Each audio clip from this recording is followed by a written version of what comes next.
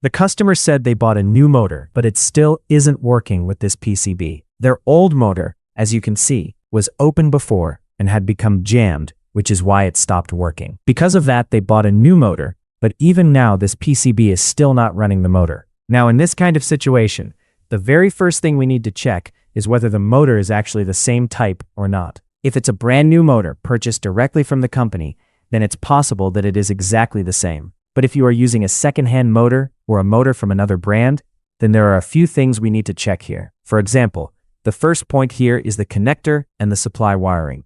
We need to check the common, running, and starting points to see whether the new motor has the same common, running, and starting points or not. There are usually two ways to find this out. First, you can test the motor with a multimeter. The second method is that these motors often have stickers on them.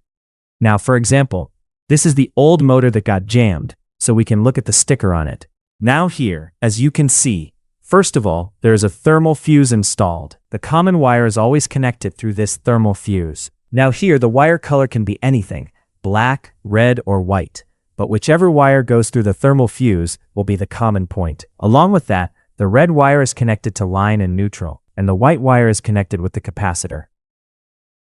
Now let's look at the second motor and see which wires it has. Luckily, this motor is exactly the same, and its power supply terminals and wires are also the same. Then the second thing we need to check is the connector wiring. We need to see whether the wires are installed in the same sequence or not. If the sequence is wrong, then the sequence given by the company on the PCB will not match, because of which the new motor will not work properly. So for this, let me show you. This is the old motor, and this is the new one. As you can see, there's a difference between the two terminals. Whether you look from the front or the back, you can clearly see the difference. In the first one, the sequence is red, black, white, while in the second one it is red, white, black. So if you install it in this wrong sequence, then your new motor will not work properly, and it will heat up a lot, because the common neutral and the capacitor position will change, so it will not operate correctly. So now we will correct this new motor according to the old motor. Inside these connectors there are locks, as you can see. By pushing these locks, we can pull the wires out. For this, you can use a tester or any pointed object. Now I'll place this down. Let's see which wires we need to fix. As you can see, we need to exchange the black and white wires with each other. So I'll remove both of these wires. You just need to push it slightly and it will come out.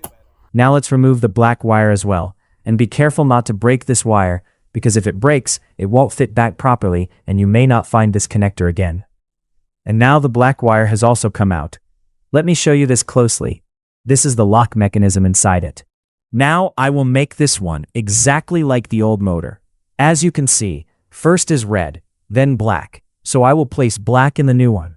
And the third is white, so I'll install it there. Now here, the wire colors are the same, so I matched them accordingly. But if the wire colors were not the same, then we would have connected them according to common, running, and starting points, okay? So this is also something you need to remember. Now the next point is, if the motor is spinning, but the PCB is still showing an E3 or E4 error, then there could be a difference in this connector as well. As you can see, this connector also has 3 wires on both sides. Now these wires look exactly the same to me, only the colors are different, black and white, but their configuration is the same. Look here, this black wire has a gray stripe on it, and similarly, this white wire also has a gray stripe on it. In the same way, one wire is plain while another one has numbers written on it. Similarly, this white wire is plain and another one has numbers written on it. Now we also need to check the position here. The faces of both connectors should be on the same side. If this wire combination is coming on this side of the face, then it will need to be corrected. And if by flipping the face the wire combination matches correctly, then you will have to change the wires of the new motor accordingly. Now here, how will we know which wire goes where? As you can see, numbers are written here as well for the feedback wires, but the issue is that the colors are not mentioned here. So for this kind of situation, I have already made a video where you can try different wire combinations. But if you have a multimeter with you, then it becomes very easy, because then you can easily trace it from the PCB and connect it correctly. So first, let's repair the PCB, and after that, I'll show you how to check it on the PCB and how to properly install this feedback connector. Now first of all, I'll check whether the PCB is physically okay or not, because if it is not physically fine, then there could already be some issue in it. Here I cannot see any kind of physical damage, but one thing that is clear is that this PCB has already been repaired in some workshop before it came to me. Either it was repaired previously or it was repaired recently. Because when the customer brought it to me, he said the motor was jammed, which is why he bought a new motor. But now even this new motor is not running. Now the system here works in such a way that there is a triac installed here, and its number is AQH3223. Through this triac, the motor is operated. From here, the current then goes into this inductor. But this inductor is broken, as you can see here. Look, the wire is broken. So I'll fix this first. It's possible that the motor is not running because of this issue. Now, through this inductor, the motor is operated directly. Along with it, there is also a capacitor installed, which works for filtering, and then the motor starts directly. So we will remove this inductor from here, install another one, and then we will also check its feedback.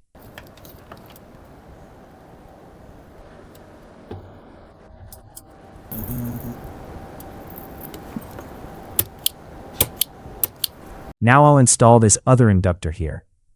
It is slightly bigger than the original one, but this is the only one I currently have available, so I'll use this one for now.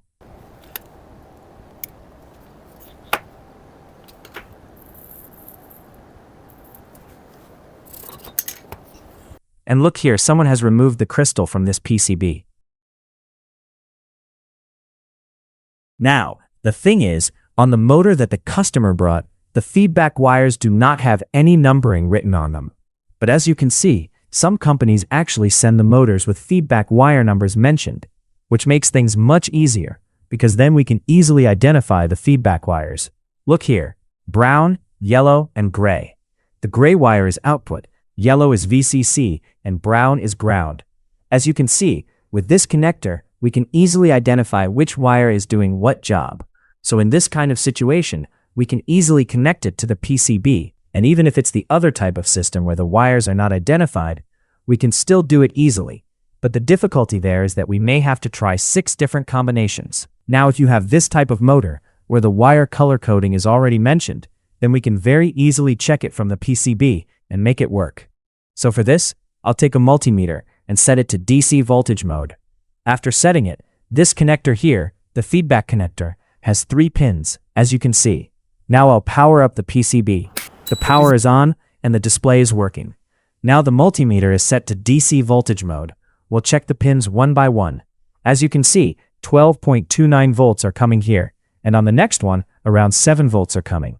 So there are 2 different voltages present here. Now we need to find which one is our ground. Look, when I place the black probe on this side, it shows minus 12 volts, and when I place it on the other side, the minus sign disappears. That means right now our ground is reversed. So if I connect it like this, then this side becomes the ground. So this lower side is our ground. As you can see, here there is nothing, and here 12 volts are coming. So one pin becomes VCC, one becomes ground, and the remaining one will be output-input for PCB feedback. Now, I'll turn the PCB off and connect the new motor here. We already corrected the wire connector sequence earlier, so now I'll install it here. Since these wires are exactly the same, I expect the feedback wiring will also be exactly the same.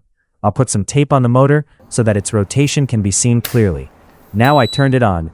The PCB is powered up, and I'll switch it on with the remote. And yes, the motor has started running. So as you can see, the only issue here was that the inductor was broken, and after fixing it, everything started working properly. Now look, the feedback is also working perfectly with it. The motor is completely fixed now. The whole issue was only because of that single inductor, and now it is working absolutely fine. And now this one is showing an E1 error. It is giving a serial communication error. And as you can see, the fan motor has also stopped. Earlier, it was showing an E3 error, and now it is showing E1, which means our feedback and motor are now working perfectly fine. Now, if you have no idea which wire is which, like in this second motor where we didn't know the wire configuration, and the motor rotor is spinning, but the PCB is still showing an E3, E4, or any feedback-related error on the display, then if you have bought a new motor and you don't know the feedback wiring, you can do it this way. In that case, it's better to cut the wires like this, because removing them from the connector is quite difficult. So the best and easiest method is simply cutting the wires, because it makes the work much faster and easier. First of all, from these 3 wires, we will choose one wire as the common wire. For example, I'll make the yellow wire the common wire. And for now, I'll connect yellow with yellow. Then we will cross the remaining wires with each other. We will connect brown with gray and gray with brown. So that was one combination where our feedback was not working, and now this becomes our second feedback combination. Look what happened now. The brown wire is connected with gray, and the gray wire is connected with brown. So this becomes another combination. Now we have tested two combinations. Now I'll change the yellow common wire and connect it with the brown wire. And then I'll exchange the other two wires with each other to try another combination. Finally, I'll connect the yellow wire with the gray wire, and again exchange the other two wires to check the feedback. One of these combinations will eventually match the PCB configuration, and the system will start working completely error-free. Apart from this, there is another method to make the feedback work properly. That method is to open these motor covers. If the motor is exactly the same, but the feedback is still not working, even though the motor is new, then you can use parts from the old motor. Inside this motor, there is a small PCB installed. Now I won't open the new motor because it's brand new, but I'll open this old one further and show you, since the customer had already opened it before. As you can see, the rotor is already removed. I'll tap it lightly with a hammer. And there, it has come out. And look here, someone has already damaged its sensor before. Normally, the sensor is not positioned like this. Usually, the sensor sits properly in this area. That's why I do not recommend this method. It is a bit risky. Now look, if you place it here in this position, it will sit exactly in the center. Underneath this, there is a magnet, a permanent magnet, and because of this magnet, the Hall sensor works by turning on and off. Then it sends positive and negative signals, because of which the voltage goes up and down, and this generates the feedback signal. Now let me turn this toward the back side. It has to be installed like this, and the sensor should stay slightly away from it. If it is too close, then it will not work properly, and it will not generate feedback correctly. Look, it should be positioned like this. After that, its cap goes on top and it fits inside the bearing. But this method is only easy for experienced technicians. People doing basic home repairs should not use this method because they can damage it and even the new motor can get ruined. As you can see, someone has already damaged this one and made it out of order. And if you force it too much in this condition, then it becomes very difficult to repair it again. So it's better to try the wire combinations like I explained earlier and test the voltages the way I showed. Then hopefully, if the motor itself is running properly, the feedback will also start working correctly. Click on the left or right thumbnail to watch our next videos and subscribe. Thank you.